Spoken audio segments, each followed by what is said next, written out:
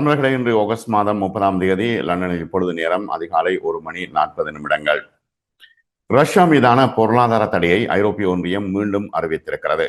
இது ஒரு கேலி கூத்தாகவே இருக்கிறது. 45% அங்கிருந்து கேஸை வாங்கி கொண்டு அவர்களுக்கு பணத்தை கொடுத்து கொண்டிருக்கின்றார்கள். ஆகவே அதான் அடிக்கடி இந்தியாவினுடைய வெளியுறவுத்துறை அமைச்சர் ஜெய்சங்கர் சொல்லுவார், நீங்கள் தான் யுத்தத்தை ஆதரிக்கிறீர்கள், நாங்கள் மட்டுமல்ல என்று, நாங்கள் அல்ல என்று அவர் அடிக்கடி குறிப்பிடுவார். ஜெய்சங்கர் ஒவ்வொரு யூரோப்பியன் டிவி இன்டர்வியூலும் அவர் குறிப்பிட்டுக் கொண்டிருப்பார்.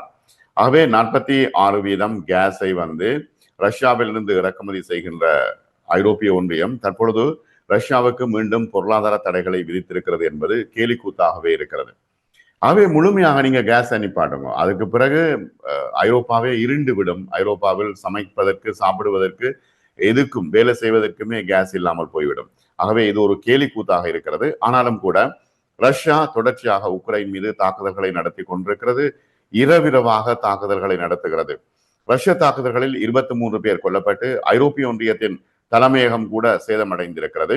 இதனை தொடர்ந்துதான் ஐரோப்பிய ஒன்றியம் தற்பொழுது தங்களுடைய கோபத்தை வெளிப்படுத்தி இருக்கிறது. ஐரோப்பிய ஒன்றியத்தின் நிர்வாக ஆணையத்தின் தலைவர் உர்சுலா வான் டெர் லியோன் ஜூலை மாதத்துக்கு பிறகு கியூவில் நடைபெற்ற மிகப்பெரிய தாக்குதல், மோசமான தாக்குதல் என்று இந்த தாக்குதலை பற்றி குறிப்பிட்டிருக்கின்றார். இது உக்ரைன் தலைநகரில் உள்ள ஐரோப்பிய ஒன்றியத்தின் பிரதிநிதிகள் அலுவலகத்தையும் சேதப்படுத்தி இருப்பதுதான் ஐரோப்பிய ஒன்றியத்திற்கு தற்பொழுது மிகப்பெரிய கோபத்தை உண்டாக்கி இருக்கிறது. இந்த குண்டு தாக்குதல்களில் 4 குழந்தைகள் உட்பட குறைந்தது 23 பேர் கொல்லப்பட்டிருக்கின்றார்கள். டசன் கணக்கானவர்கள் காயமடைந்துள்ளார்கள் என்று உக்ரைன் அதிகாரிகள் சொல்கின்றார்கள். இறந்தவர்களில் ஒருவரை தவிர மற்ற எல்லோரும் 5 மாடி குடியிருப்பு கட்டிடத்தில் இருந்தார்கள்.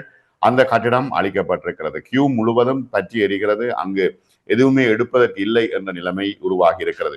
உக்ரைன் ரஷ்யா மீது தாக்குதல் நடத்தும் பொழுது ஐரோப்பிய ஒன்றியம் சிறப்பு, நன்றாக தாக்குங்கள் என்று ஊக்குவித்துக் கொண்டிருந்தது. ஆனால் தற்பொழுது ரஷ்யா மீண்டும் கியூவின் மீது தாக்குதல் நடத்தும் பொழுது இப்பொழுது குளறிக் கொண்டிருக்கின்றார்கள். ஐரோப்பிய ஒன்றியத்தின் ராஜதந்திர பணிமனை மற்றும் அருகில் உள்ள பிரிட்டிஷ் கவுன்சிலின் மத்திய கியூவில் உள்ள அலுவலகம் தாக்கப்பட்டிருக்கிறது. ரஷ்ய ஏவுகணைகள் ஐரோப்பிய ஒன்றிய அலுவலகத்துக்கு அருகில் விழுந்ததாக வான் டெர் லியோன் தெரிவித்திருக்கின்றார். 20 வினாடிக்குள் அந்த தூதுக்குழு 50 மீட்டர் அடி தூரத்திலே இருந்தது. 2 ஏவுகணைகள் மூலம் அந்த ஐரோப்பிய ஒன்றிய தலைமையகம் தாக்கப்பட்டிருக்கிறது. கிட்டத்தட்ட ரஷ்யா 600 ட்ரோன்கள் மற்றும் 30க்கும் மேற்பட்ட பாலிஸ்டிக் குரூஸ் ஏவுகணைகளை ஏவியதாக உக்ரைன் படைகள் தெரிவித்திருக்கின்றன. இந்த மாதம் தலைநகர் கியூ மீதான தாக்குதல் மிகப்பெரிய தாக்குதல். அங்க பற்றி எரிந்து கொண்டிருக்கிறது, அழிந்து கொண்டிருக்கிறது. கொல்லப்பட்ட 23 பேரில் 22 பேர் கியூவின் இடது கரையில் உள்ள தென்கிழக்கு டானிஸ்கி மாவட்டத்தில் குடியிருப்பு தொகுதியில் இருந்ததாக DSNS அவசர சேவை தெரிவித்திருக்கிறது. உக்ரைனுடைய அவசர சேவை. நேற்றிரவு ஒரு ஏவுகணை காலை 3 மணி அளவில் அடுக்குமாறி குடியிருப்பு தொகுதியில் விழுந்தது. அது உடனடியாகவே இடிந்து விழுந்திருக்கிறது. மீட்பு பணியாளர்கள் அங்கு மீட்பு பணிகளை செய்து கொண்டிருக்கின்றார்கள். உயிர் பிழைத்தவர்களை தேடிக்கொண்டிருக்கின்றார்கள். கொல்லப்பட்ட குழந்தைகளில் 3 பேர் 2 மற்றும் 14 மற்றும் 17 வயதுடைய சிறுவர்கள் என்று சொல்லப்பட்டிருக்கிறது. அமெரிக்க தலைமையிலான ராஜதந்திர விஷயத்தை உடைப்பதற்கு ரஷ்யா இவ்வாறு செய்கிறதா என்று கேள்விகள் எழுகின்றன. இல்ல, என்னன்னா, ஜெலன்ஸ்கி எவ்வாறாவது இந்த யுத்த நிறுத்தத்துக்கு வர வேண்டும், ஏதோ ஒரு முடிவுக்கு வர வேண்டும். கிரீமியாவை திருப்பி கொடுக்க முடியாது என்று ரஷ்யா திருப்பி சொல்லிக் கொண்டிருக்கிறது. ஆகவே கிரிமியாவில் ஏற்கனவே நான் பல தடவைகள் குறிப்பிட்டது போல ரஷ்ய மொழியை தடை செய்தது. ரஷ்யா மொழி பேசுபவர்களை முழுமையாக உக்ரைன் மொழி பேசுங்கள் என்று குறிப்பிட்டால் இந்த பிரச்சனை வரும். நேட்டோவில் சேர வேண்டும் என்று வலிமையாக ஜெலன்ஸ்கி இருந்தது. இப்பொழுதும் கூட நேட்டோவில் சேர்ப்பதற்கு அவர்கள் தயாராக இல்லை. நேட்டோவில் சேர்த்தாலே மிகப்பெரிய யுத்தம் வெடித்துவிடும், வேர்ல்ட் வார் 3 வந்துவிடும். கெய்ஸ்டமர், எங்களுடைய பிரிட்டிஷ் பிரதமர் சொல்லிக் கொண்டிருக்கின்றார், 3வது உலக யுத்தத்திற்கு பூட்டின் அடி போடுகின்றார். இல்லை, நீங்கள் தான் அடி போடுகின்றீர்கள் என்பது வெளிப்படையாக தெரிகிறது. இங்கிலாந்து பிரதமர் சர் கேர் ஸ்டமர் ரஷ்யாவின் விளாடிமிர் புட்டின் அமைதிக்கான நம்பிக்கையை நாசப்படுத்துவதாக குற்றம் சாட்டினார். இல்லை, என்னன்னா 60,000 படையினரை கொண்டு போகின்றீர்கள் என்று சொன்னவுடன் தான் ஐரோப்பிய ஒன்றியம் எல்லாருமாக சேர்ந்து 60,000 படையினரை கொண்டு போய் ஜெலன்ஸ்கிட்ட கொடுத்து ரஷ்யாவுக்கு எதிராக யுத்தம் செய்ய போகின்றீர்கள் என்ற சொல்லு வந்ததன் பிறகுதான் இந்த அடியை ரஷ்யா அடித்துக் கொண்டிருக்கிறது. அதே நேரத்தில் ஐரோப்பிய ஒன்றிய வெளியுறவு கொள்கை தலைவர் ஹாஜா கல்லா சொல்றார், சமாதான முயற்சிகளை தீவிரப்படுத்த வேண்டும். மற்றது புட்டின் வந்து இதை கேலி செய்கிறார், இந்த சமாதான முயற்சிகளை கேலி செய்கிறார் என்று அவர் குறிப்பிடுகிறார். இல்லை, நிச்சயமாக சமாதான முயற்சிகள் ஓடிக்கொண்டிருக்கின்றன. ட்ரம்பும் புட்டினும் பேசிக் கொண்டிருக்கின்றார்கள். ஜெலன்ஸ்கி சொல்றார், ஐரோப்பிய ஒன்றியத்தை காப்பாற்றுங்கள், ஐரோப்பிய ஒன்றியத்தை காப்பாற்றுங்கள் என்று. நீங்கள் ஐரோப்பிய ஒன்றியத்திலேயே இல்லை, எப்படி உங்களை காப்பாற்றுவது என்ற பிரச்சனை இருக்கிறது. ஆகவே மீண்டும் மீண்டும் ரஷ்யா மீது தாக்குதலை நடத்தி அங்கு மிகப்பெரிய அழிவுகளை ஏற்படுத்தியவர் ஜெலன்ஸ்கி. அப்ப ரஷ்யா வந்து ஒரே ஒரு விஷயம் தான் சொல்லுது, ஒரே ஒரு விஷயம், நீங்க வந்து துருப்புகளை வித்ட்ரா பண்ணுங்க, வெளியில எடுங்கோ ஒன்று. அடுத்தது இந்த ஐரோப்பிய ஒன்றியத்துல சேர்ற விஷயம் மற்றது நேட்டோல சேர்ற விஷயங்கள் அதை உடனடியாக நிறுத்துங்கள். இதுதான் மூன்று விஷயத்தை சொல்லிக் கொண்டிருக்கிறார். பேச்சுவார்த்தை மேசைக்கு பதிலாக பாலிஸ்டிக் ஏவுகணையை மாஸ்கோ தேர்ந்தெடுத்துள்ளது என்று உக்ரைன் ஜனாதிபதி விளாடிமிர் ஜெலன்ஸ்கி கூறியிருக்கின்றார். அவர் மீது புதிய கடுமையான தடைகளை போட வேண்டும் என்று ஜெலன்ஸ்கி சொல்கின்றார்.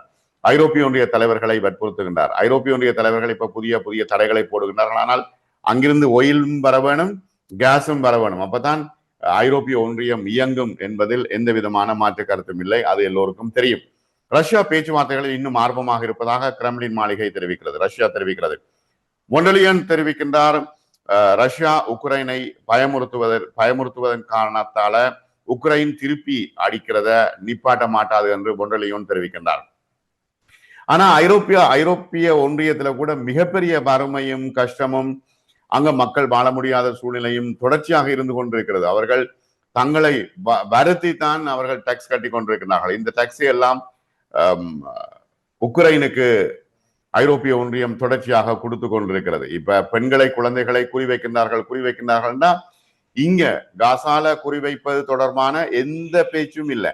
காசால பெண்களை கொல்லுங்கோ, குழந்தைகளை கொல்லுங்கோ, சிறுவர்களை கொல்லுங்கோ, எல்லாத்தையும் செய்யுங்கோ, அதுக்கு யாருமே பேசுவதற்கு தயாராக இல்லை. ஆனால் உக்ரைனில் ஒரு 2 சிறுவர்கள் செத்ததற்கு உலகமே இப்பொழுது அதிர்ந்து கொண்டிருக்கிறது. உக்ரைனுக்கான அமெரிக்க சிறப்பு தூதுவர் ஹீத் ஹெல்லாக் என்ன சொல்றார், குடியிருப்பு பகுதிகளில் மிக மோசமான தாக்குதலை செய்திருக்கிறது ரஷ்யா. டொனால்டு ட்ரம்ப் தொடரும் அமைதி பேச்சுவார்த்தையை அச்சுறுத்துவதாக அவர் தெரிவித்திருக்கிறார். ஜெர்மன் சான்சலர் பிரிட்ரிக் மேசி என்ன சொல்றார், ரஷ்யா மீண்டும் அதன் உண்மையான முகத்தை காட்டியிருக்கிறது என்று அவர் குறிப்பிடுகிறார். ஐரோப்பிய ஒன்றிய தூதுக்குழு தாக்குதலுக்குள்ளானது. தூதுக்குழு எதுவுமே சாகவும் இல்லை, தாக்குதலுக்குள்ளாகவும் இல்லை. இயுவினுடைய அந்த கட்டிடத்தின் மீது தாக்குதல் நடத்தப்பட்டிருக்கிறது. ஆனால் அது ஒரு சின்ன சேதம் ஒன்றுதான், பெரிய சேதம் ஒன்று இல்லை. அந்த புகைப்படங்களை நான் உங்களுக்கு காட்டுறேன். இங்கிலாந்துக்கான ரஷ்யாவின் தூதுவர் ஆண்ட்ரி கெலின் வெளியுறவு அலுவலகத்துக்கு வரவழைக்கப்பட்டு இந்த விஷயம் தொடர்பாக பேசப்பட்டிருக்கிறது.